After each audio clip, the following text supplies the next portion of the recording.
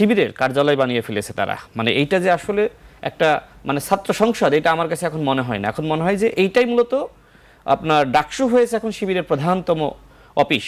মানে ডাকসুর নেতাদের তো কিছুটা হলেও সচেত থাকে, কিন্তু ছাত্র শিবিরের যারা ডাকসুর নেতা হয়েছে তাদের মধ্যে আমরা কোনো সক্রিয়তা লক্ষ্য করছি না। তারা এই প্রতিষ্ঠানটিকে কলঙ্কিত করছে ছাত্র শিবিরের কার্যালয় হিসেবে ব্যবহার করে। দেখেন, আর গুপ্ত রাজনীতি নিয়ে যে প্রবলেম, যেটা বিএনপির পক্ষ থেকে বারবার বলা হচ্ছে, কেউ যদি রাজনীতি করতে চায় প্রবলেম তো নাই। ৭১-এর যে বিতর্কিত ভূমিকা, সেই ভূমিকাকে যদি আপনি আপনার অবস্থান ক্লিয়ার করেন ভালো হয়, তো না করলেও তো আপনি রাজনীতি করার সুযোগটা পাচ্ছেন। কিন্তু প্রবলেমটা কি জানেন? প্রবলেমটা হলো যে আপনি যখন প্রথমত আপনি সাধারণ বেশে আপনি অন্যদের রাজনীতি ক্ষতিগ্রস্ত করার চেষ্টা করছেন। এর আগে নিশ্চয়ই খেয়াল করবেন যে জাতীয় নির্বাচনের আগে ওই সময় ছাত্রদল হল কমিটি দিয়েছিল। সেই হল কমিটি দেওয়ার পরে সাধারণ শিক্ষার্থীর বেশে কিভাবে ছাত্র শিবির এক ধরনের তাণ্ডব চালালো, এমনকি এটার প্রভাব কিন্তু আমরা দেখেছি ডাকসু নির্বাচনে। মূলত সাধারণ শিক্ষার্থীরা এটা নিয়ে কোনো প্রতিবাদ করে নাই। ওই যে শিবিরের মধ্যে যারা আছে গুপ্ত হিসেবে সাধারণ শিক্ষার্থী হিসেবে থাকে, তারা কিন্তু একটা প্রতিক্রিয়া দেখিয়েছিল, যার ফলাফল আমরা কিন্তু ডাকসু নির্বাচনে আমরা দেখেছি একটা নেতিবাচক ফলাফল। এই একটা ঘটনা। আর দ্বিতীয়ত যে বিষয়গুলো আমরা লক্ষ্য করি যে ছাত্র শিবির করে, আবার বিভিন্ন নামে বেনামে ছাত্র সংগঠন বা বিভিন্ন আপনার প্রেশার গ্রুপ কিন্তু ঢাকা বিশ্ববিদ্যালয় সহ বিভিন্ন বিশ্ববিদ্যালয়ে তারা খুলে রেখেছে। এরা আবার বাংলাদেশের মাননীয় প্রধানমন্ত্রী থেকে শুরু করে বিএনপির শীর্ষ নেতৃবৃন্দ তাদেরকে নিয়ে নানান ধরনের কটূক্তি, গালিগালাজ করা, উল্টা পাল্টা কথা বলা, এই কাজগুলো করছে। এরা কিন্তু মূলত কোনো প্রেশার গ্রুপ না, এরা ছাত্র শিবিরের তৈরি একটা গ্রুপ। এরপর আর একটা প্রবলেম কি জানেন? যে ক্ষমতাসীনদের মধ্যে মিশে যাওয়া। আমরা দেখেছি যে সাদিক কায়েম থেকে শুরু করে ফরাদ, তারা কিন্তু ছাত্রলীগের মিছিল মিটিংয়ে, এমনকি ফরাদের তো ছাত্রলীগে পদও ছিল, সেটি তো গণমাধ্যমে এসেছে। তো ওই সময় তো শিবির ক্ষমতাসীনদের মধ্যে মিশে গিয়েছিল, ছাত্রলীগ পরিচয়ে তারা রাজনীতি করেছে। মানে তারা শিবির করে কিন্তু নিজেদেরকে ছাত্রলীগের মধ্যে আপনার গুপ্ত রাখা। এখন প্রবলেমটা হচ্ছে যে তাদের যেহেতু পলিসি যে ক্ষমতাসীনদের মধ্যে ঢুকে চাকরি বাকরিতে সুবিধা নেওয়া বা আপনার রাজনৈতিক কার্যক্রম পরিচালনা করা, তো এইটার আসলে নেতিবাচক প্রভাব তো আসলে অন্য ছাত্র সংগঠনের উপরে পড়বে। কারণ এটা আসলে শিবিরের রাজনীতি। দেখেন, শিবির মনে করে যে আমরা যদি সবাইকে প্রকাশ্যে আনি, তাহলে যেটি হবে যে দল ক্ষমতায় রয়েছে হয়তো চাকরি বাকরিতে বিশেষ করে ভেরিফিকেশনের সময় আমাদের প্রবলেম হতে পারে। এই জন্য তারা একটা অংশকে সবসময় তারা কিন্তু গুপ্তভাবে রেখে দেয়। আমি একটু শেষ করে দিই। আর কি সেই গুপ্ত কি ছাত্র দলের সঙ্গে বা ক্ষমতাসীনদের সঙ্গে এটা সবসময় তারা এই প্র্যাকটিসটা আসলে করে থাকে। এখন কি আছে সেটি? এটা তো তারা কন্টিনিউ করতেছে। আমি আমার বিশ্লেষণটা শেষ করি। দেখেন, তো এই যে একটা প্রবলেম যে আসলে তারা সাধারণ হিসেবে থেকে যায় যাতে করে চাকরির ভেরিফিকেশনের প্রবলেমটা না হয়। তো এটা একটা প্রবলেম যে আপনি সাধারণ বেশে থেকে আপনি মূলত ছাত্র শিবিরের নেতা, আপনি এইভাবে মানে চাকরি বাকরিতে প্রবলেম যাতে না হয় এই জন্য আপনি একটা বেশ ধারণ করলেন। দ্বিতীয়ত, ক্ষমতাসীনদের সাথে মিশে গেলে সুবিধা হয় যে আপনি সহজে আসলে আপনি চাকরিটা পাবেন, মানে ভেরিফিকেশনের সমস্যা হবে না। এই জন্য অনেক সময় আপনি ক্ষমতাসীনদের মধ্যে আপনি মিশে যান, যেটা আমরা দেখেছি, তো এটা তো প্রমাণও রয়েছে। তো এই প্রবলেমগুলো তো বিএনপিকে ফেস করতে হবে। ভবিষ্যতে যদি আপনার অন্য কোনো দল ক্ষমতায় আসে, তাদেরকেও ফেস করতে হবে। এখন যেহেতু জামাত ইসলাম দেখছে যে তারা আসলে ক্ষমতায় আসতে পারে নাই, সুতরাং এই গুপ্ত রাজনীতি তাদেরকে আসলে জিইয়ে রাখতে হবে। কিন্তু এর প্রবলেমটা তো আসলে সাধারণ শিক্ষার্থীদের ভোগ করতে হচ্ছে। দেখেন, আমরা দেখেছি যে ওই সময় সব থেকে বেশি কিন্তু সাধারণ শিক্ষার্থীরা ভুক্তভোগী হয়েছে যে ও কি আসলে সাধারণ শিক্ষার্থী নাকি শিবির। সুতরাং সাধারণ শিক্ষার্থীকে শিবির তকমা দিয়ে নির্যাতন করা হয়েছে, এটা কিন্তু সত্য।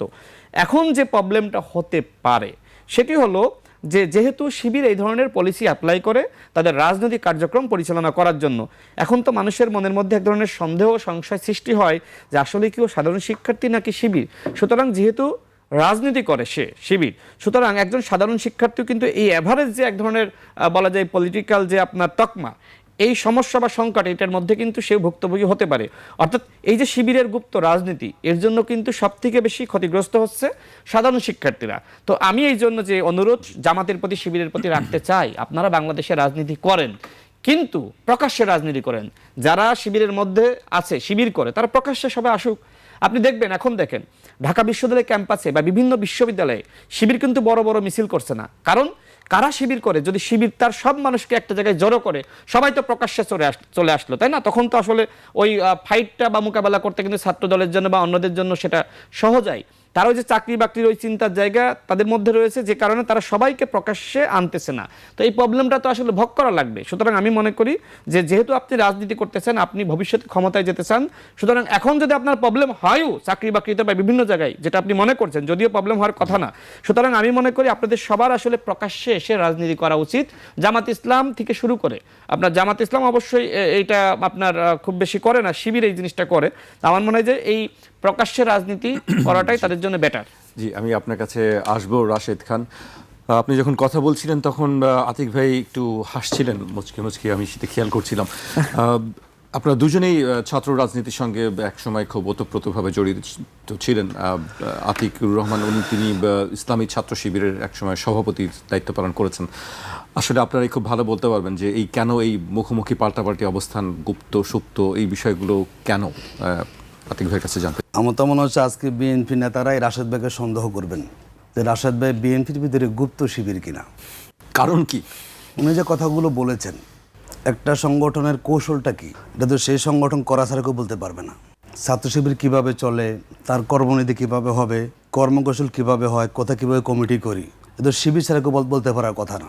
কিন্তু ওনার কথা আমি সঠিক ধরে নিই পুরোটাও, তার বুঝতে হবে উনি কোনো এক সময় শিবির করেছেন, এখন শিবির থেকে গিয়ে গণ অধিকারে গিয়েছেন, সেখানে ভালো করতে না আবার এখন বিএনপিতে গিয়েছেন। আমার কাছে মনে হয় উনি কোনো এক সময় বিএনপি বুঝবে যে আমাদের রাশেদ ভাই কিন্তু বিএনপিতে গুপ্ত শিবির।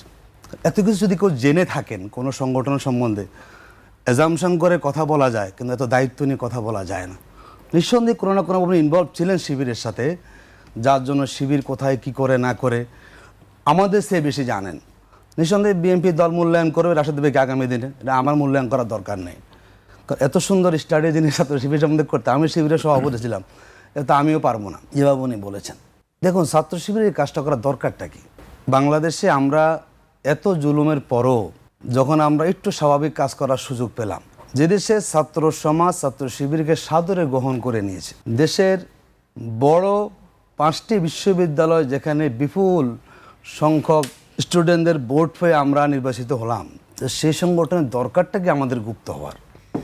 এবং আমাদের কাছে মনে হচ্ছে এখন অন্য সংগঠন কমিটি করার লোক পাচ্ছে না, তারা খুব সন্দেহ আছে, না জানি ভিতরে কেউ ঢুকে যায় কিনা। তার মানে বাংলাদেশের ছাত্র রাজনীতির শিবির এত পরিমাণ তার অবস্থান বলয় তৈরি করেছে, এখন শিবিরের বাহিরে কাউকে চিন্তা করতে পারে না। এটা আমাদের জন্য ভালো দিক, কারণ আমরা এর প্রমাণও তো পেয়েছি।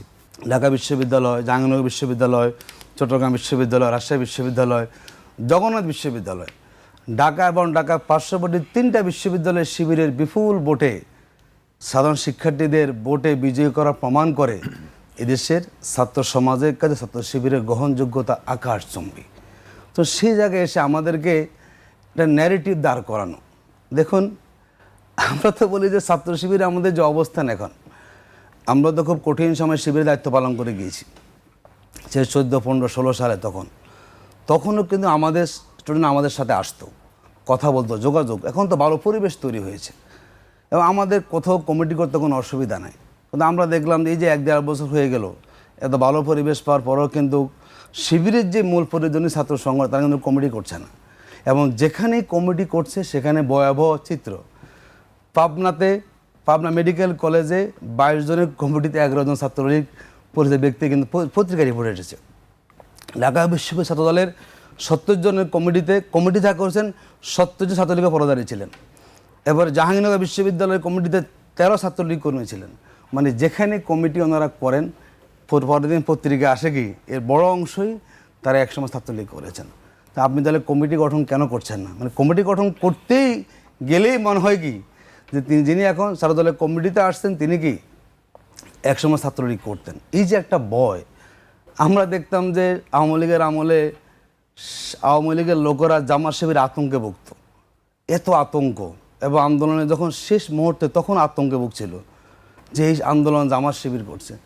তো সেটা তো আওয়ামী লীগ একটা পর্যায়ে এসে ভয়টা পাওয়া শুরু করেছে আমাদেরকে। এখন দেখলাম যে এই গভর্নমেন্ট আসার পরেই ওনারা জামাত শিবির এত ভয় পাওয়া তো ভালো দিক না। অপোজিশনকে তো এত ভয় পাবেন কেন? তাতে তো আপনি হাতের মুঠো রাখবেন। আপনি এখানে এত ভয় যদি অপোজিশন নিয়ে থাকে, তাহলে সরকারি দল কিন্তু স্বাভাবিকভাবে রাষ্ট্র পরিচালনা করতে তারা একসময় আতঙ্ক, কখন নাকি শিবির চলে আসলো। দেখুন, অনেকগুলো কথা এখানে এসেছে। আচ্ছা, আমাদের শিবিরের কি প্রয়োজন পড়লো এখন? আমরা বিরোধী দলে আছি, আমরা ক্যাম্পাসে পরিস্থিতি উত্তপ্ত করব? বলেন কি সমস্যা? বলেন এটা তো তারাই করেন যারা ক্যাম্পাসে অবস্থান। সেটি আমি জানতে চাচ্ছিলাম, আমি যে আসছি। ক্ষমতাসীনদের সঙ্গে এখন আচ্ছা বলেন তো, পৃথিবীতে যারা বিরোধী দল অবস্থা, আমাদের কি সমস্যা? আমরা কেন করবো? আমরা কি চাইবো যে রাষ্ট্রযন্ত্র একটা দলের হাতে আছে আর আমরা সেখানে মারামারিকে ভালো করা যাবে? আমরা খেয়াল করলাম বিগত কয়দিন যাবতেই ঠিক ক্যাম্পাসগুলোতে পুরনো দ্বারার, যেটা 91 থেকে 96-এ হয়েছিল, সেই দ্বারার রাজনীতি আবার অনুপ্রবেশ ঘটানোর চেষ্টা করা হচ্ছে। যে দেশে এখন জেনজিরা সরব আছে, যে দেশের ছাত্রদের বলা যায় ভূমিকার কারণে বিপ্লব হয়েছে, সেদেশে আপনি আবার এসে আপনার রাজনীতির অবস্থান পরিবর্তন করতে না পারেন, যদি আমি রাজনৈতিক কৌশল পরিবর্তন করতে না পারেন, নতুনত্ব আনতে না পারেন, যে আগের মতো যে ক্ষমতা আমি আছি, রাষ্ট্র আমার নিয়ন্ত্রণে, সুতরাং আমি আমার মতো করে আগের মতো করব, এই রাজনীতি কারোর জন্য ভালো হয় না। শিবির তো করার প্রশ্নই আসে না। শিবির কার মারামারি করতে যাবো বলুন তো? যেখানে আমাদের ছাত্র সংখ্যক ব্যাপক আমাদের মাঝে সম্পৃক্ত হয়ে যাচ্ছে, যেখানে দল স্টুডেন্ট না পেয়ে যাচ্ছি, সেখানে মারামারি করে একটা সুন্দর পরিবেশকে আমরা অসুন্দর করব, এটা ছাত্র শিবিরের মধ্যে একটা বুদ্ধিবৃত্তিক ছাত্র সংগঠন, এটা আমার চিন্তা আসতে পারো। আমরা দেখলাম কিন্তু মারামারিটা লাগছে কেন? ওই যে বললাম, সুযোগ খুঁজতেছে আবার ক্যাম্পাসে আগের মতো অবস্থান তৈরি করে ফেলার জন্য। যেহেতু সাধারণ শিক্ষার্থীরা আসতেছেন, তাদের কাছে একটু পরিস্থিতি তৈরি করে যদি শিবিরকে ছাপাই ফেলা যায়। চট্টগ্রামে আপনি দেখেছেন ঘটনাতে প্রত্যেক মানে এসেছে, মানে আমাদের অনলাইনে আমি দেখেছিলাম যে সব রামদাহাত, এক একজনের বয়স কত বলুন তো? দেখলাম যে এক কলেজের নেতা দিচ্ছেন বয়স কমপক্ষে 40 ইয়ার্স হবে। জি, আপনি বলছেন যে, আমি বলছি যে ছাত্র সংগঠনের কলেজ সেক্রেটারি বয়স 40 বছর হয়, আবার তারা বলবে আমার ছাত্র রাজনীতি করি, এটা তো আসলে লজ্জাকর ব্যাপার। আর শিবির কোথায় রামদা নিয়েছে? যে অভিযোগ উনি করেছেন, এটা একদম আমি যেটা বলছি যোগ করি, আতিক ভাই একটু যোগ করি। আজকে ছাত্র দলের সভাপতি রাকিবুল ইসলাম উনি একটি ফেসবুক স্ট্যাটাস দিয়েছেন আজকে, সেখানে তিনি লিখেছেন, আজ পাবনার ঈশ্বরদী সরকারি কলেজের সম্মুখে ছাত্রদলের উপর অতর্কিত হামলায় শিবিরের একজন সাথীর হাতে রামদা সহ অন্যান্য শিবির সন্ত্রাসীদের হাতে ছুরি, হকিস্টিক সহ অন্যান্য দেশীয় অস্ত্রে সজ্জিত ছিল। এটি তিনি আজকে ফেসবুকে স্ট্যাটাস দিয়েছেন। এই জাতীয় অভিযোগ শিবিরের ব্যাপারে কখনো কেউ প্রমাণ করতে পারে নাই। এটা হতে পারে যেহেতু চট্টগ্রামের ঘটনা একচেটিয়া, ওনারা মানে ফেসে গেছেন, কোনো অভিযোগ নাই, এটা এমন হতে পারে শিবির ওখানে উপজেলা মিছিল করতে ঢুকে গেছেন ওখানে। কারণ ছাত্র শিবির কোনো অবস্থাতে কোনো মিছিলে এই জাতীয় কোনো আর্মস নিয়ে নামার কোনো সুযোগ না। যদি নেমে থাকে, সাপোর্টাস করেছে এবং ওই চট্টগ্রামের ঘটনাকে ভিন্ন দিকে প্রভাবিত করার জন্য যে এই কাজ শিবিরও করে।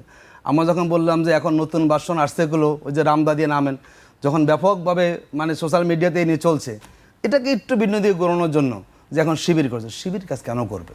শিবিরের যে ছাত্র রাজনীতি, এর ভিতরে এগুলো করা কোনো সুযোগ, আমি তো শিবিরের সব আমি জানি এটি কেন করবো। সেখানে আমরা এই জাতীয় কাজ করে আমাদের অর্জনটা কী হবে? দরকার নেই অর্জন আমাদের, বরং যারাই বুদ্ধিতে পারে না, যুক্তিতে পারে না, আদর্শে পারে না, কথায় পারে না, কর্মসূচি, তারাই মূলত কী করে, একটু শক্তি আমার হাতে এই জিনিসগুলো আর্মস কিংবা এগুলো নিয়ে ছাত্র শিবির রাজনীতি কোনো পার্টও না, এটি আমরা কখনো করার প্রশ্নই আসে। আর একটা মিছিল আমরা করতে যাব, সেখানে সেই মিছিলে ছাত্র শিবির রামদা হাতে নিয়ে যাবে, এটা আমাকে বিশ্বাস করতে হবে। আর যখনই দেখবেন যে ওই রাকিব সাহেব, তার মানে উনি আগে জানতেন যে আজকের পাবনা একটা মিছিল হবে, ওখানে আমার কিছু লোক ঢুকবে এবং আমি এটাকে কাউন্টার দেবো। তো রাকিব সাহেব বহুত ফেসবুকে পোস্ট দেন, দেখি এটা আমরা হাসি মাঝে মধ্যে। একটা ছাত্র সংগঠনের সভাপতিত্বটা বয়স থাকা লাগে আসলে, তা তো নাই। উনি আসেন হলো দৌড়াদের উপরে আসেন, এখানে পোস্ট দেন। এগুলো কেন করেন? এটি ছাত্র শিবিরকে আদর্শিক মোকাবেলা করেন, আসেন না পাল্টা। আপনি কেন করছেন?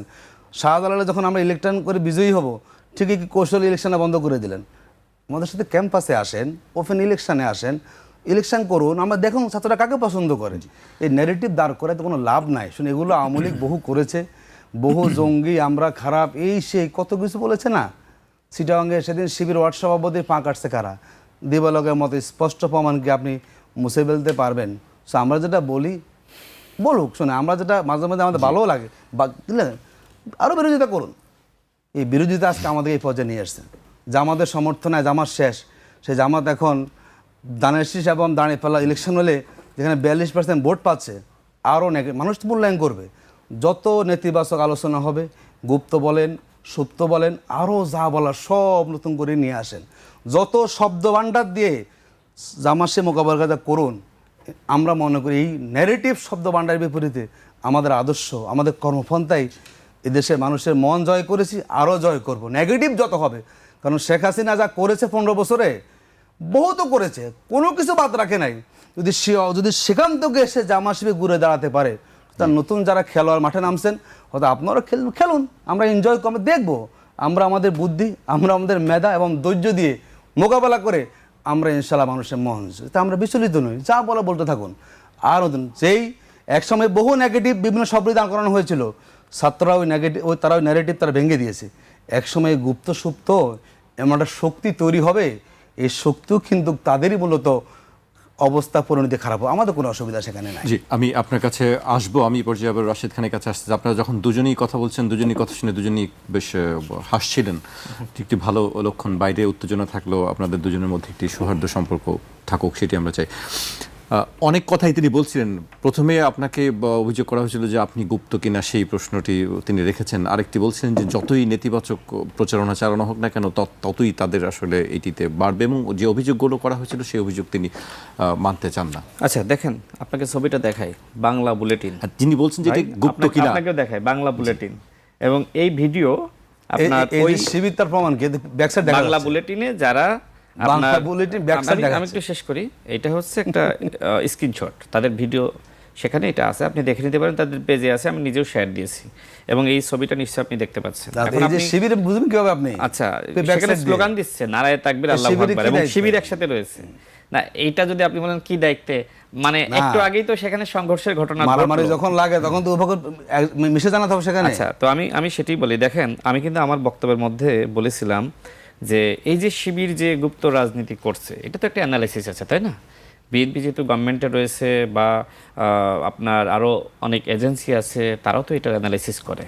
এবং আমি যে কথাগুলো বলেছি, এই কথাগুলো তো শুধু আমি বলছি না, আপনার এই টকশোতে অসংখ্য বিশ্লেষক এসে এই কথাগুলো বলছে, এবং অনেক রাজনৈতিক নেতৃত্ব এসে বলছে। ঠিক একই কথা আমিও বললাম, তাই না? একই কথা, এমন না যে আমি নতুন কোনো তথ্য দিয়েছি। কিন্তু ওই যে আমি বললাম যে ছাত্র শিবিরের এই গুপ্ত রাজনীতির কারণে সবথেকে বেশি ভুক্তভোগী হয় সাধারণ শিক্ষার্থীরা। দেখেন, উনি কিন্তু এটা প্রমাণ এখানে করলো, আমাকে একটা ব্লেম দিয়ে দিল। তো আমি যদি আপনার রাজনীতি করতাম, তাহলে তো আপনার সাথেই থাকতাম, তাই না? তাহলে আপনার সাথে আমি নাই, এটা আমার বড় অপরাধ। এই জন্য আপনি আমাকে ব্লেম দিচ্ছেন। একটু শেষ করি। ব্লেমের রাজনীতি বলছেন যে বিএনপি করছে, ব্লেম তো আপনি শুরু করলেন এখানে। মানে আপনি একটা জিনিস করবেন, সেটা খুব ভালো, আর অন্যকে আপনাকে যখন মানে এটার প্রতিক্রিয়া দেখাবে, সেটা আপনার কাছে খুব খারাপ হয়ে যায়। দেখেন, উনি একটা শব্দ উচ্চারণ করলো যে দরাদরি করে বেড়াচ্ছে। কোথায়? রাকিব ভাই, ওই যে আমাদের মাননীয় পিএম যখন যাচ্ছিল, তো পিএমকে স্যালুট দেওয়ার জন্য ওনার গাড়ির সামনে এসেছিল। তো স্বাভাবিকভাবে পিএমের গাড়ি যাচ্ছে, একটু তো মানে তাকে একটু দ্রুত আসতে হয়েছে। তো মনে করেন যে পিএম, তার পিছনে দরাদরি করছে ছাত্র দলের সভাপতি। কিন্তু আপনি দেখেন যে আপনার মাসুদ ভাই একসময় ছাত্র শিবিরের সভাপতি ছিল, তার পিছনে আবার জামাতের নেতারা দরাদরি করছে। এখন পিএমের পিছনে যদি ছাত্র দলের সভাপতি দৌড়ায়, সেটা বড় অপরাধ। কিন্তু একজন এমপি, তার পিছনে যখন জামাতের নেতারা দৌড়ায়, সেটা অপরাধ না। মানে আপনি যখন মানে অন্যকে ব্লেম দিবেন, তখন আপনার নিজেই তো ওই একই কাজ করছেন। তো যাই হোক, আমরা তো অবশ্যই রাজনীতির গুণগত পরিবর্তন চাই। এই পরিবর্তনের জন্যই বলা হচ্ছে যে আপনারা প্রকাশ্যে রাজনীতি করেন। আপনারা তো অবশ্যই ছাত্র সংসদে আপনারা জিতেছেন, কিন্তু সেই জেতার পিছনে কতগুলো কৌশলও তো আছে। সেই কৌশলগুলো তো অন্য ছাত্র সংগঠনগুলো রপ্ত করা সম্ভবপর নয়। যেমন আপনি যখন হল কমিটি দেয়া হলো, আপনার কি হল কমিটি নাই? ছাত্র শিবিরের কি হল কমিটি নাই? সেই হল কমিটি আপনি কেন প্রকাশ করছেন না? আপনি প্রকাশ করছেন না এই কারণে, ওই হল কমিটির যারা আছে, শিবিরের যারা আছে, তাদেরকে আপনি প্রেশার গ্রুপ হিসেবে সাধারণ শিক্ষার্থী বেশি রেখেছেন। যে সময় ছাত্র দল বা ছাত্র অধিকার পরিষদ বা অন্য কোনো ছাত্র সংগঠন হল কমিটি দিবে, আপনি তাদেরকে বুঝাবেন, সাধারণ শিক্ষার্থীদেরকে উত্তেজিত করবেন, দেখো তারা হলের মধ্যে রাজনীতি ঢোকাইতে চায়, আবার গণরুম গেস্ট রুম চালু করতে চায়। দেখেন, এই মুহূর্তে ক্ষমতায় রয়েছে বিএনপি, ছাত্র দলের আধিপত্য বিস্তার আপনি দেখছেন। আমরা এক সময়কার রাজনীতি দেখেছি যে ওই সময় আপনার ছাত্রলীগ বা ছাত্রদল বা ছাত্র শিবির, সেই সময়কার প্যাটার্ন ওইরকম ছিল। কিন্তু বিএনপির মধ্যে যে পরিবর্তনটা, বিএনপি ক্ষমতায় আসার পরেও মধুর ক্যান্টিনে প্রতিনিয়ত মিছিল করা, সেখানে বসা, সাধারণ শিক্ষার্থীদেরকে জোরপূর্বক মিছিলে আনা, এগুলো কি ছাত্রদল করছে? ছাত্রদলের কয়েকজন নেতাকর্মীর বিরুদ্ধে আপনি অভিযোগ পাচ্ছেন। আপনি একজনের কথা বলেন, তার বয়স বেশি। আপনাদের অনেক সিনিয়র নেতা আমরা দেখেছি যে আরেকটি কথা তিনি বলছিলেন যে ছাত্রলীগের সাবেক ছাত্রলীগ যারা করতেন সেই কমিটিতে ছাত্রলীগের যারা আছে তারাও আছে, এইটি কি আসলে আমাদের সত্যি? কাছে তো প্রকাশ্য প্রমাণ রয়েছে, ডাকসুর বর্তমান ভিপি জিএস তারাই তো ছাত্রলীগ করতো, এমনকি ডাকসুর যে জিএস তার তো পদই ছিল ছাত্রলীগে, এবং তাদের এটা তো পলিসি, মানে এটা তারা নিজেরাও জানে, এটা তো গবেষণায় উঠে এসেছে এবং প্রমাণিত রয়েছে। সাদিক কাইম এবং এই যে ফরাদ সাহেব, তাই না, প্রমাণিত রয়েছে যে ছাত্র শিবিরের একটা পলিসি, এই পলিসি হলো যে ক্ষমতাসীনদের মধ্যে ঢুকে পড়া। এখন এর জন্য কি আমার বিশাল পিএইচডি করা লাগবে? এটা তো প্রমাণ, এটা তো দেখা যাচ্ছে, এমন না যে এটা কেউ জানে না, এমন না যে আমি একমাত্র জানি যে আমাকে ব্লেম দিতে হবে যে আপনি কিভাবে জানেন। আপনি একদিকে বলছেন যে আপনি এটা করেন না, আবার বলছেন যে আমরা যে এটা করি এটা আপনি কিভাবে জানেন। তো যাই হোক, আমি পজিটিভ কিছু কথা বলি। দেখেন, অবশ্যই এখন আমাদের পরিবর্তন দরকার। কালকে আমার ভালো লাগলো, আমি দেখলাম যে জামাতের আমির সাহেব, যিনি আমাদের অপোজিশন লিডার, তিনি খুব চমৎকার কথা বলেছেন। সেখানে তিনি বলছেন যে আমরা রংপুরের সেই ঝাঁঝালো ঝাল মুখের মধ্যে না রেখে আমরা বরং সাতক্ষীরার মধু আমাদের ঠোঁটে খুলনার রাখি, মধুর কথা বলছে না? তো দেখেন, তিনি ভালো কথা বলেছে, মাঝে মধ্যে তিনি ভালো কথা বলেন, তো আমরা তো এটাই চাই। আপনি গণ অভ্যুত্থানের অপোজিশন, তাই না, আর বিএনপি গণ অভ্যুত্থানের সরকার। আমি বলছি না যে ভাইয়ের সাথে একটা টকশোতে আমার বিতর্ক হয়েছিল, সেখানে আমি বলছিলাম বারবার যে আপনি কিন্তু আসলে গণ অভ্যুত্থানের অপোজিশন। তার মানে শুধুমাত্র দেশ গঠনের জন্য বিএনপির একার দায়িত্ব না, এই দেশ গঠনের জন্য যারা অপোজিশনে আছে তাদেরকেও দায়িত্ব পালন করতে হবে। কিন্তু আপনি সব দায় শুধু বিএনপির উপর চাপিয়ে দেন, এইটা তো আসলে হয় না। দেখেন, যদি এই যে আমাদের জাতীয় সংসদে যেভাবে কথাবার্তা হচ্ছে, আমি এটাকে পজিটিভভাবে দেখি। এর বাইরে তারা যেভাবে আপনার বাইতুল মোকাররমের সামনে বা অন্য জায়গায় তারা যেভাবে গণ অভ্যুত্থানের হুমকি দিচ্ছে, এমনকি তাদের একজন নেতা যিনি দীর্ঘদিন কারাগারে ছিলেন, গণ অভ্যুত্থান হওয়ার কারণে তিনি মুক্তি পেয়েছেন, তিনি ফাঁসির মঞ্চ থেকে এক প্রকার ফিরে এসে আবার তিনি এমপি হয়েছেন, আমাদের সেই আজহার ভাই। তিনি বললেন যে আমরা 16 বছর সংগ্রাম করে আওয়ামী লীগকে হটিয়েছি, বিএনপিকে হটাইতে আমাদের 16 দিনও সময় লাগবে না। আমার কাছে এখন সন্দেহ সংশয় লাগছে, তাহলে কি তারা আসলে বিএনপিকে হটানোর জন্য এই উত্তেজনা সৃষ্টি করছে? আপনি বলছেন যে আপনার ছাত্রদল এইগুলো পরিকল্পিতভাবে করছে, মূলত এক ধরনের উত্তেজনা সৃষ্টি করা এবং এই যে রাজনৈতিক ফাঁকফোকর নিয়ে আবার ক্যাম্পাসে ঢোকা। তো ক্যাম্পাসে ছাত্রদল রাজনীতি করবে না, কে রাজনীতি করবে? ক্যাম্পাসে আপনি সাধারণ শিক্ষার্থী বেশে আপনি ক্যাম্পাসটা দখল করে রেখেছেন, এই ক্যাম্পাসটা আপনি বলছেন যে আধিপত্যের রাজনীতির কথা। আজকে ছাত্র শিবির তো ক্যাম্পাসে আধিপত্য বিস্তার করছে, সাধারণ শিক্ষার্থী বেশে ছাত্রদলের কোনো রাজনৈতিক কার্যক্রম তারা করতে দিচ্ছে না, নানানভাবে শিক্ষার্থীদেরকে মানে উত্তেজিত করার চেষ্টা করছে, এই যে পিঞ্চিং রাজনীতি। এবং আপনি কয়েকটা ছাত্র সংগঠনের নামে প্রেসার গ্রুপ আপনি খুলে রেখেছেন, যাদের দিয়ে আপনি প্রতিনিয়ত প্রোগ্রাম করাচ্ছেন, প্রতিনিয়ত, এবং এইগুলো তো আপনার পত্রিকা মিডিয়াতেও এসেছে, আপনি নিজেও জানেন। তো আমি বলছি এই ধরনের রাজনীতিকে না বলেন। আপনিও রাজনীতি করেন, বিএনপি যেভাবে রাজনীতি করছে, আপনার যেভাবে অতীতে আওয়ামী লীগও করেছে, ঠিক আপনিও প্রকাশ্যে রাজনীতি করেন, কিন্তু আপনি প্রকাশ্য রাজনীতি আপনি করতে চাচ্ছেন না কেন? যাতে করে অন্য কেউ রাজনীতি না করতে পারে, এইটাই কারণ একমাত্র। আমি একটু শেষ করি। দেখেন, আমি চাই যে অবশ্যই বর্তমানে যে সংকটটা, জামাত ইসলাম যেহেতু ফেসবুকে সরকার গঠন করেছিল, ক্ষমতায় তো যেতে পারে নাই, একটা বেদনা তাদের মধ্যে আছে, এটা আমরা বুঝি। কিন্তু এই বেদনা আপনি কত সময় আসলে এইভাবে প্রকাশ্যে দেখাবেন যে আমি ক্ষমতায় যেতে পারি নাই বলে তোমাকে আমি 16 দিনও ক্ষমতায় থাকতে দিব না, এইটা আসলে শেখ হাসিনার বক্তব্য। শেখ হাসিনা কিন্তু ওই সময় দেশনেত্রী বেগম খালেদা জিয়াকে এবং বিএনপি সরকারকে বলেছিল যে আমরা একদিনও বিএনপি সরকারকে শান্তিতে থাকতে দিব না। আজকে জামাত ইসলাম বলছে আমরা 16 দিনও বিএনপি সরকারকে শান্তিতে থাকতে দিব না। ওই যে আমাদের মাননীয় প্রধানমন্ত্রী বললো না যে আমরা এখন বর্তমানে দেখছি যে ফেসিবাদের ভূত আমাদের অপোজিশন তাদের ঘাড়ের উপর চেপে বসেছে। তো আমার তো তাই মনে হচ্ছে, এখন যতই আপনি এই যে ক্ষমতায় যেতে পারেননি, এই বেদনায় আপনি এইভাবে আপনি মাঠে উত্তেজনা সৃষ্টি করবেন, আওয়ামী লীগ ফিরে আসার সম্ভাবনা তত বাড়বে। এই যে আজকে আপনার পরশুদিন আপনার চট্টগ্রামে এই ধরনের সংঘর্ষ বা এই ধরনের ঘটনা ঘটলো, আজকে ঈশ্বরদীতে, এরপরে মনে করেন ঢাকায়, এইভাবে সারা বাংলাদেশে যখন এই ধরনের পরিস্থিতি সৃষ্টি হবে, এর মধ্যে যে ছাত্রলীগ বা আওয়ামী লীগের লোকজন ঢুকে পড়বে না তার নিশ্চয়তা কি? এবং এইভাবে কিন্তু আস্তে আস্তে যখন আমাদের সরকারে যারা রয়েছে এবং অপোজিশনে যারা রয়েছে এদের ভিতরে এই ধরনের মানে এক ধরনের পরিস্থিতি দেশের সাধারণ মানুষ দেখবে, তখন বলবে যারা আওয়ামী লীগই তো ভালো ছিল, আওয়ামী লীগ ফিরে আসতে সমস্যা কি? তো এইভাবে কিন্তু আওয়ামী লীগের প্রতি এক ধরনের মানুষের সফটনেস তৈরি হবে, যার জন্য দায়ী থাকবে কিন্তু জামাত ইসলাম। কারণ বিএনপি দেখেন, তারা কিন্তু আপনার জামাত ইসলামকে নিয়ে খুব বেশি কথা বলছে না, শুরুটা কিন্তু জামাত করছে, প্রত্যেকটা জায়গায় শুরুটা জামাত করছে। ওই যে গণ অভ্যুত্থানের পরে জামাতের আমির বলেছিল নব্য ফেসিবাদ, চাঁদাবাজ, সংস্কার বিরোধী। আপনি ওই সময় যে কথাগুলো বললেন এখনো বলে যাচ্ছেন, তা বিএনপি কে এটার প্রতিক্রিয়া দেখাবে না? বিএনপি কি এতই সুশীল হয়ে যাবে? আর সুশীলগিরি করে কি বাংলাদেশের রাজনীতি হয়? একদিকে আপনি প্রতিক্রিয়া জানাচ্ছেন, একদিকে আপনি হুমকি দিচ্ছেন, একদিকে আপনি হামলা করছেন, একদিকে আপনি নানানভাবে উত্তেজনা সৃষ্টি করছেন, অন্যদিকে আপনার বিএনপি প্রতিক্রিয়া দেখাতে পারবেন, এটা তো হয় না। সমস্ত অভিযোগ জামায়াত এবং ইসলামী ছাত্র শিবিরকে দিকেই দেওয়া হয়েছে, আপনি এই অভিযোগ কিভাবে খণ্ডাবেন? দেখুন, আমি 2-3টা কথা বলি। উনি বলেছেন যে আমরা আওয়ামী লীগকে আনতে চাই।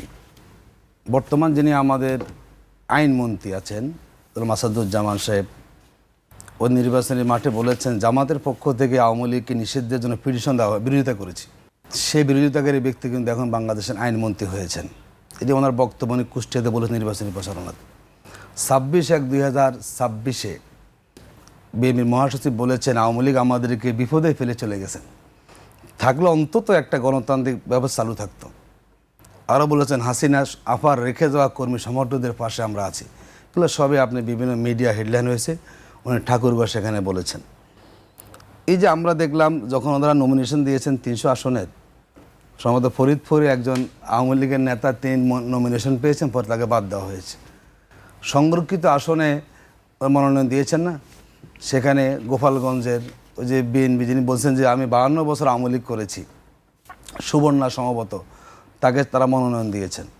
তো বাস্তবে আমাদের ব্যাপারে ধারণা করেন, আর বাস্তবে তো প্রমাণগুলো আসলে এখানে বুড়ি বুড়ি পাওয়া যাচ্ছে যে আসলে কিভাবে নানা কায়দা করে কি করে আওয়ামী লীগকে আবার রাজনৈতিক মাঠে নিয়ে আসা যায়। ওনাদের সব নেতার বক্তব্য স্পষ্ট আছে। এবং বর্তমান আইনমন্ত্রী যিনি অ্যাটর্নি জেনারেল থাকতো, তার দায়িত্ব ছিল তখন মানে ভূমিকা রাখা, তিনি তখনই ভূমিকা রাখেন না যে আমি বিরোধিতা করেছিলাম তাদের নিষিদ্ধ না হয়। তো যেখানে জামাত উদ্যোগ নিয়েছে, পিটিশন দিয়েছে, আর সেই পিটিশনের বিরোধিতা করেন তিনি বর্তমান আইনমন্ত্রী। সুতরাং এই দায়টা আমাদের উপরে কতটুকু যৌক্তিক এটা আসলে সময় বলে দিবে। দেখুন, তিনি অনেকগুলো কথা রাশেদ ভাই বলেছেন, ওনার জায়গা থেকে উনি বলেছেন। আচ্ছা, ক্যাম্পাসে কে কাকে বাধা দিচ্ছে বলুন তো? তিনি বলছেন যে ছাত্র আজ শিবির পর্যন্ত কোনো পত্রিকায় রিপোর্ট আসে যে ডাকসুদের শিবির ঢুকতে দিচ্ছে না। আমরা দেখলাম এই জুলাইয়ের 5 আগস্টের আগ পর্যন্ত ঢাকা বিশ্ববিদ্যালয় তো নানাভাবে শিবির ঢুকতেই পারেনি। বিভিন্ন দল এক, শিবিরের ব্যাপারে এক, শিবির ঢুকতে পারবে না। এই যে ডাকসু শিবিরের হলো, জাকসু হলো, কোথাও কোনো স্টুডেন্ট পেয়েছেন এখানে কেউ রাজনীতি করতে পারবে না।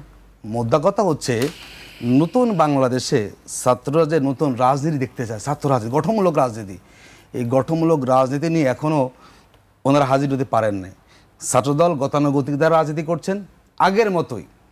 এই যে নতুনত্ব রাজনীতিতে আসবে স্টুডেন্টদের মন জয় করার জন্য, ছাত্রগ্রহমূলক কাজ করবে, সে রাজনীতিগুলো তারা ধারণ করতে না পারার কারণে তারা কী নিয়ে যাবে? এখন যাওয়ার মতো কোনো কিছু নাই।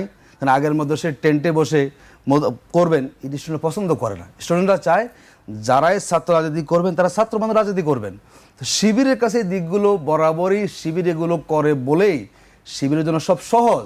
আর এই জায়গায় ছাত্রদলকে আসতে পারছে না বলেই ওনারা আসলে ক্যাম্পাসে গিয়ে ভালো কিছু করার সুযোগ সেখানে পাচ্ছে না। দেখুন, দ্বিতীয় যেটা আমাদের রাশেদ ভাই বললেন সুন্দর করে, ধরে নিলাম যে ওনার কথা মতে সাদেক কায়েম ছাত্রলীগ ছিল।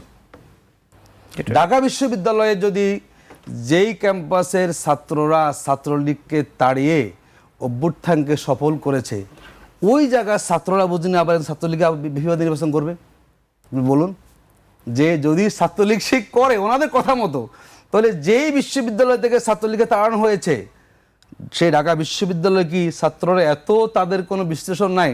তারা আবার সে সাদিক ক্যাম্পকে এত ভোটে বিহি বানিয়েছেন, ইতিহাসে বিরল। ফরাজ যখন দাঁড়িয়েছেন জিএস পদে, তার চ্যালেঞ্জ করা হয়েছিল, রেড সে ছাত্রলীগ ছিল। আমি সেদিন সেই অ্যাফিলিয়েট ডিভিশন আমি নিজে সেখানে ছিলাম, সেখানে প্রমাণ করার চেষ্টা করা হয়েছে যে ডাকসু জিএস প্রার্থী SM ফরাদ তিনি ছাত্রলীগ, তার বাদ অ্যাফিলিয়েট ডিবি লম্বা শুনানি হয়েছে। সেই শুনানিতে কোর্ট বলেছে না, এটি প্রমাণিত হয়নি। যদি প্রমাণিত হতো তাহলে সেদিন কিন্তু তার পক্ষে যে ইলেকশন দেওয়া সম্ভব ছিল। এত কিছু করার পরও মামলা গিয়েছে কোর্টে, অ্যাফিলিয়েট ডিভিশনের রায়ে যেখানে প্রমাণিত হয় নাই, এবং তার বাস্তব প্রমাণ হলো তিনি আবার জিএস ইলেক্টেড হয়েছেন। তো সেই জায়গায় এসে আপনি জিএস ফরহাদ ছাত্রলীগ করতো, সাদিক কায়েম ছাত্রলীগ, এগুলো যদি বলেন, এই নতুন প্রজন্মের কাছে আসলে আমরা নিজেরাই হাসির পাত্র হয়ে যাব। এটি আমাদের কিন্তু খেয়াল করতে হবে।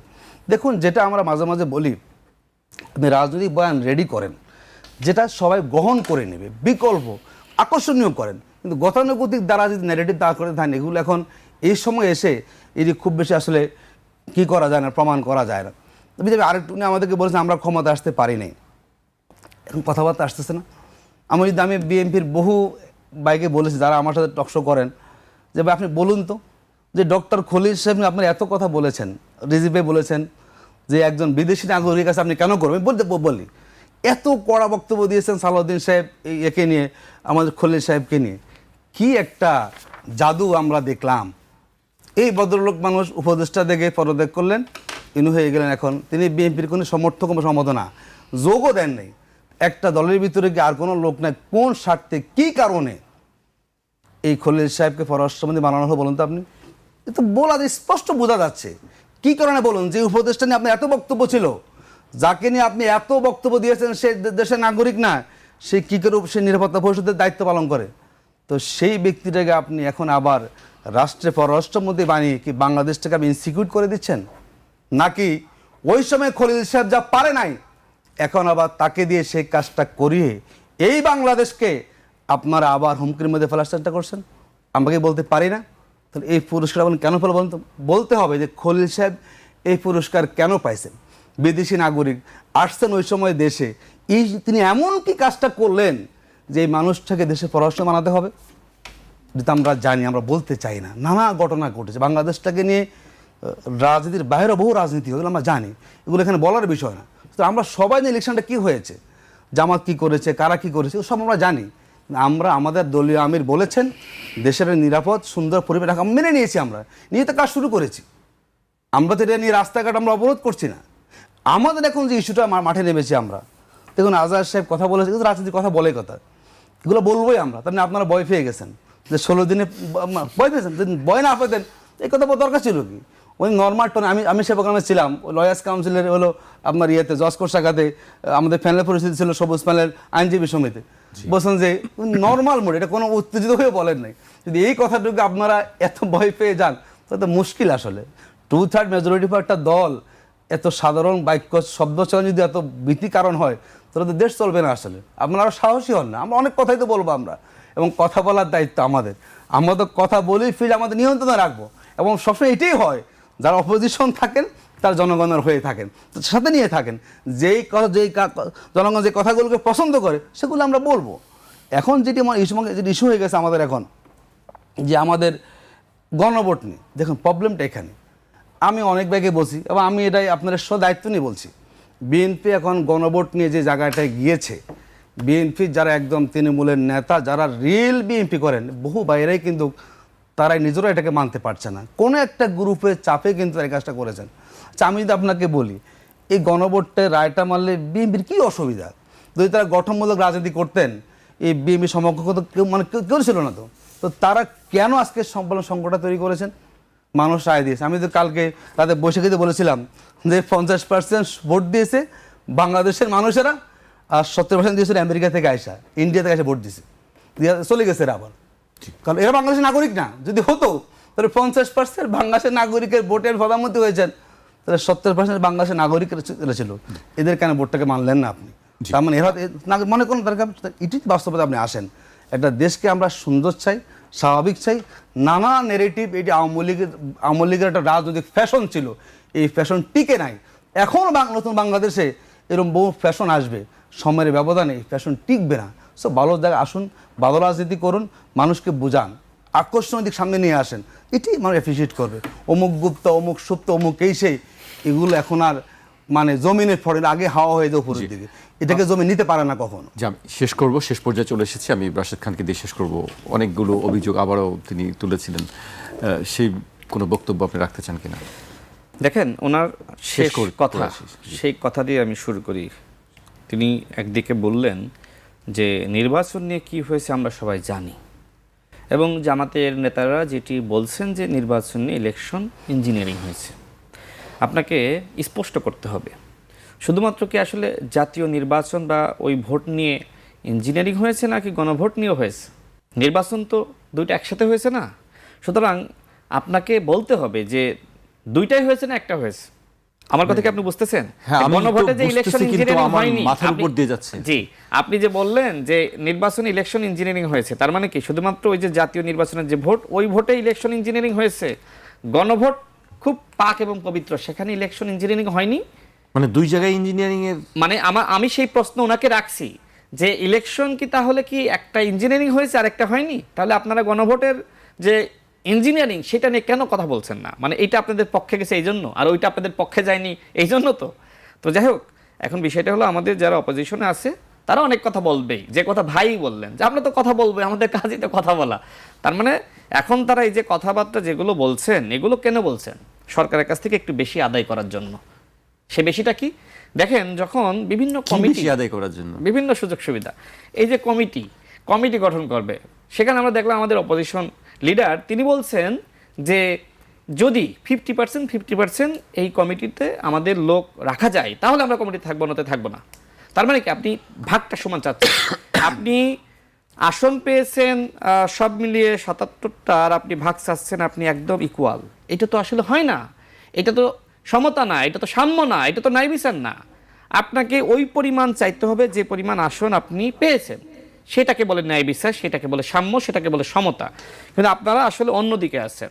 তো যাই হোক, এখন তিনি অনেকগুলো কথা বলেছেন যে ছাত্ররা, মানে ছাত্ররা বলতে সাদিক কায়েম এবং আপনার ফরাদকে বোঝালো, যে তাদেরকে আবার কেন আসলে মানুষ ভোট দিল, তারা যদি ছাত্রলীগ করেই থাকে।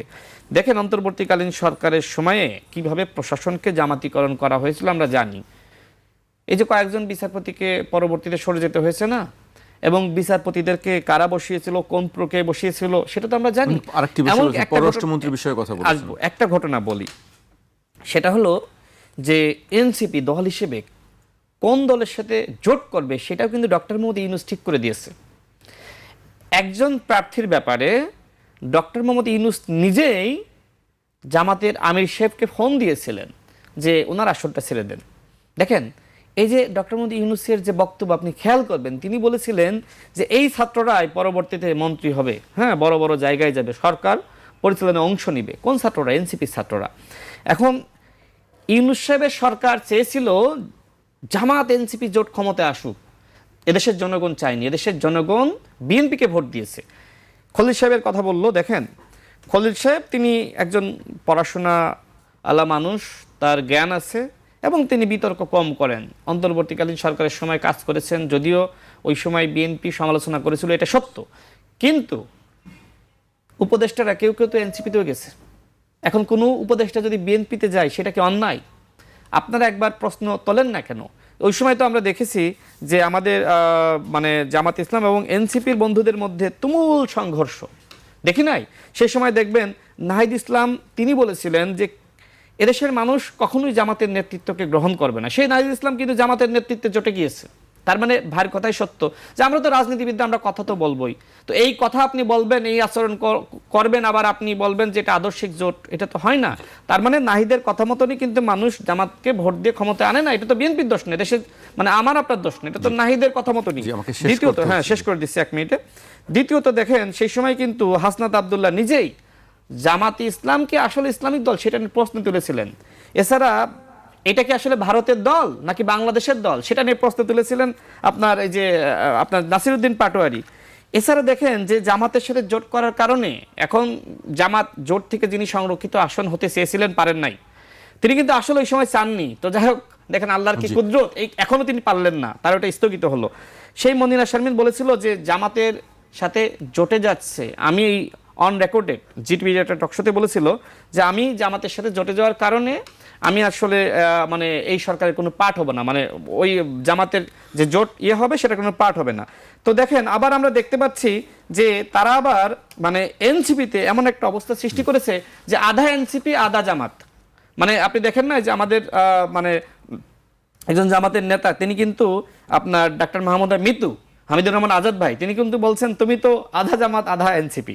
তার মানে এনসিপি একটা গণ অভ্যুত্থানের শক্তি, সেই দলকে আজকে কিভাবে জামাত ইসলাম দখল করে নিচ্ছে, মানে তাদের কর্মীদেরকে সেখানে যোগদান করি। আমি সেটাই বলছি, ওই যে গুপ্ত রাজনীতির কথা আসছিল না, তো এইটাই তো গুপ্ত রাজনীতি, যে আপনি আপনার জনবলকে আপনি এনসিপিতে ঢুকিয়েছেন এবং গণ অভ্যুত্থানের একটা প্ল্যাটফর্ম, সেই প্ল্যাটফর্ম আপনি পুরোটাই দখল করেছেন। তারুণ্যের যে সম্ভাবনা সৃষ্টি হয়েছিল বাংলাদেশে, তো আপনার একটা সম্ভাবনা সৃষ্টি হয়েছিল, তো সেই আমাকে সম্ভাবনাকে তো শেষ করতে আপনারা হচ্ছে, গলা টিপে আমার হত্যা সময়- করেছেন। গণতান্ত্রিক রাজনীতির আমার কথা বলছেন, সময় সেই একেবারেই গণতান্ত্রিক নেই, রাজনীতি রাশেদ, আসলে শেষ বাংলাদেশে করতে- আপনারা করতে দিচ্ছেন না। আমি শেষ করব কয়েক সেকেন্ডের মধ্যে যে আমি শেষ সব করব যদি থাকে এনসিপি তো শিবির, গণ অধিকার ও শিবির, তো সব জায়গায় আমরাই আছি, ক্ষমতা আমরা আসার কথা আছে। তার মানে বোঝা যাচ্ছে যে সব জায়গায় আমরা ছিলাম, কিন্তু আমাদের ক্ষমতা আসতে দেওয়া হয়নি। কারণ সত্য বলেন, আর গণভোটের পক্ষে সবাই ছিল। দেখুন, গণভোটের রায় নিয়ে কথার সুযোগ নেই, কিন্তু ইঞ্জিনিয়ারিং করে বিএনপিকে 50টা আসন এমনভাবে করা হয়েছে, তো বলেছেন না, রেজাউল হাসান বলেছেন না, সেখানে ওটা প্রমাণিত, নানা জায়গায় মেকানিজম করে হারানো হয়েছে। তো এটি যেটি স্বীকৃতি পেয়েছে, এটি বলা আমার সুযোগ নাই। আর কোথায় কাকে কি বলেছেন আমাদের ইউনূস সাহেব, এটা উনি কিভাবে জানেন, কিভাবে জানেন? আমাকে অনেক শেষ কিছু করতে জানেন হচ্ছে। না, এগুলো জানলে- জানা হয়তো না, হয়তো হ্যাঁ, গোপনে তথ্য- আমার আমাকে কাছে শেষ করতে তথ্য হচ্ছে। আছে। এটাও কোনো আমাকে গুপ্ত আজকে কাজ শেষ হতে করতে পারে চাই। যে ইউনূস সাহেব কাকে কোথায় কি বলেছেন, আপনাদের দুজনকে- উনি কিভাবে জানেন? এটা এটা বলুন তো। এনসিপি এটা আমরা জানি নেতৃত্ব না। নাহিদ ইসলামের কাছে আপনি আপনাদের জিজ্ঞেস করেন।